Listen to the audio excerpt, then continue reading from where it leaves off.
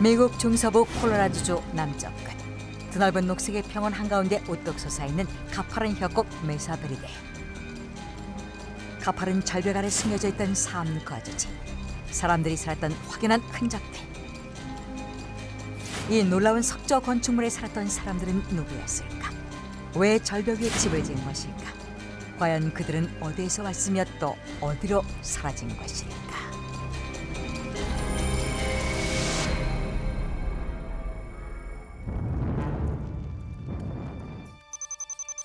1888년 12월, 카우보이 리처드 웨더릴과 찰리 메이슨은 잃어버린 소를 찾고 있었다. 한참 동안 소를 찾아다녔던 카우보이들은 자칫 까마득한 절벽 아래로 떨어질 뻔했는데 그때였다. 두 사람 건너편 협곡 아래 믿기지 않는 놀라운 광경을 보게 된다. 한눈에도 그 너비를 가늠할 수 없을 정도의 대규모인 절벽 마을. 수평의 바위 및 움푹 파인 곳에 마치 하나의 미로처럼 집들이 들어서 있는 게 아닌가. 집안에는 마치 어제까지 살았던 집주인이 잠깐 외출을 나간 듯 방의 물건들과 석조 도구들, 가사용 도구들이 제자리에 정돈돼 있어 절벽에 있는 집이잖아. 세월을 붙잡아 놓은 듯 모든 것이 그대로였다.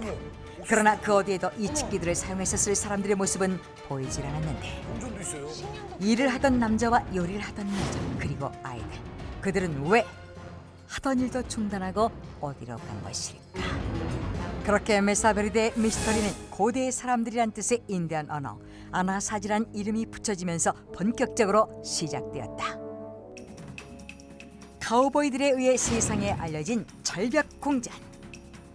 높이 30m, 너비 90m의 4층 규모 건축물로 200여 개 방으로 구성된 절벽 궁전은 말하자면 고대 부촌 아파트. 현재까지 모두 3개가 발견됐고 각각의 절벽 궁전에는 약 250여 명 정도의 거주자가 산다고 가정. 총 800여 명이 동시대에 살았을 것이라고 보고됐다. 또한 수많은 고고학자들은 유적지 전역에서 발견된 농경지와 옥수수, 유물 등을 통해 아나사지족들이 농사와 사냥으로 생계를 이으며 8세기부터 13세기까지 살았다고 추정했다. 더불어 오늘날 미국 인디언 원주민들의 조상을 찾은 것이라며 환영했고 지금도 잃어버린 문명의 끈을 이을 수 있다는 가능성을 열고 끊임없이 연구를 지속하고 있다. 그만큼 절벽 궁전의 발견은 콜럼버스가 아메리카 대륙을 발견한 1492년부터 시작된 미국 역사를 다시 써야 할 확실한 증거였던 것이다.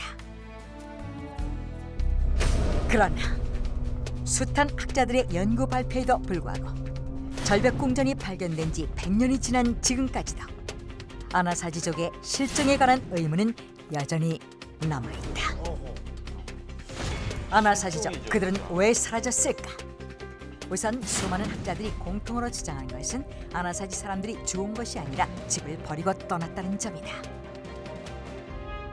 하지만 그 원인에 대해선 의견이 분분하다. 수세기 동안 대다수의 학자들은 아나사지인들의 갑작스러운 실종을 자연적 영향, 환경 때문이라고 생각했다. 그 근거의 실마리는 가뭄이었다. 농사로 생계를 이었던 아나사지족에게 가뭄은 곧 흉작을 의미했고 흉작은 사람들에게 굶주림과 전염병으로 이어져 결국 죽거나 떠나게 만들었다는 추론이다. 실제로 나무의 나이트를 조사한 한 고고학자는 서기 12세기 초쯤 20여 년간의 긴 가뭄이 발견되었다고 발표했다. 하지만 아나사지 지역에는 땡과 석조운하들을 포함한 관계수로 체계가 만들어져 있어 사람들에게 물을 공급할 충분한 조건을 갖추고 있었다고 한다. 설사 극심한 가뭄과 기근을 피해 사람들이 떠난 것이라고 가정한다 해도 생명과 같은 음식을 두고 떠난 것은 어떻게 설명할 수 있을까? 한편 또 다른 학자들은 그 실종 원인을 외부와의 전쟁이라는 사회적 요인으로 꼽았다. 비교적 안전해 보이는 절벽은 주거지를 마련한 것을 비롯해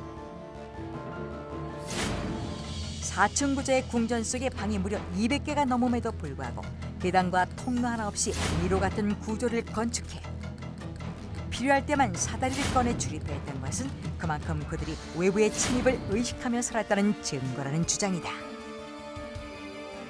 하지만 이 주장에도 허점은 있었다. 우선 외부에서 아나사지 사람들을 공격한 흔적이 전혀 없다는 것. 그리고 결정적으로 적대관계 부족이 침략한 거라니 침입자들은 왜 음식과 다른 귀중품들을 그대로 두었을까 하는 점이다.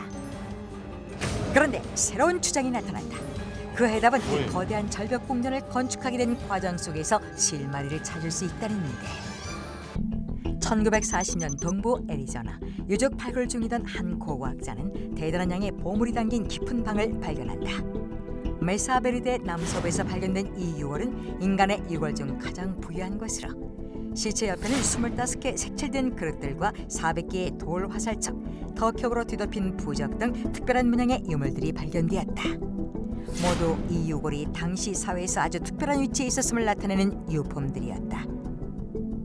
이를 근거로 고고학자는 이 유골이 아나사지 사람들을 노예로 삼아 강제로 거대한 건축물들을 짓게 한 인물이라고 주장했는데 그는 정말 아나사지족을 노예로 삼았던 외부 침입자였을까? 그로 인해 아나사지족들이 정복당했었다면 혹 강압적인 노동력 착취가 사람들을 떠나게 만든 진짜 이유는 아니었을까? 어떤 고고학자는 단지 하나의 사건으로 한 사회 전체를 판단할 수 없다며 아나사지족의 실종 원인을 새로운 방식으로 접근했다. 그의 주장에 따르면 모든 요인들이 유기적으로 결합되고 또 순환되어 결국 붕괴를 야기시켰다는 것인데 다시 말해 농업기술의 발달로 수확한 다량의 곡식은 처음엔 경제를 급속히 성장시키는 긍정적인 효과로 작용했지만 무분별한 개발로 파괴시키는 환경으로 인해 가뭄 등의 자연재해 피해를 입히기도 했고 때론 잉여 자본이 외부 침입자들의 목표물이 되어 정복당할 수 있었다는 것이다. 결국 농부들은 가뭄과 기근, 외부 침입 등에 의해 떠나게 되고 노동력을 상실한 상류층도 곧 붕괴돼 떠나버린다는 것이다. 말 되네. 모든 가설을 인정한다 해도 굶주림에 떠났다는 이들이 남기고 외부 침입자들이 손도 대지 않은 음식들과 집기들은 어떻게 설명할 수 있을까? 또 집안 어디에도 외부 적으로부터 침입당한 흔적을 찾을 수 없는 것은 어떻게 된 것일까? 그러나 아나사지족의 실종에 관한 미스터리보다 더욱 충격적인 메시지는 따로 있었다.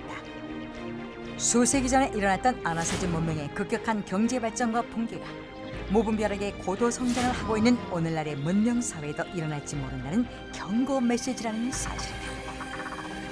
과연 현재 우리 사회의 모습은 아나사지 문명과 어느 정도 닮아 있을까? 그의 말이 맞는다면 우리도 언젠가는 사라질 운명이 오진 않을까?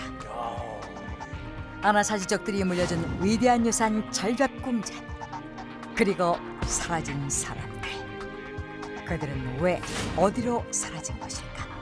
그리고 그들이 오늘날 우리에게 전하는 메시지는 무엇일까?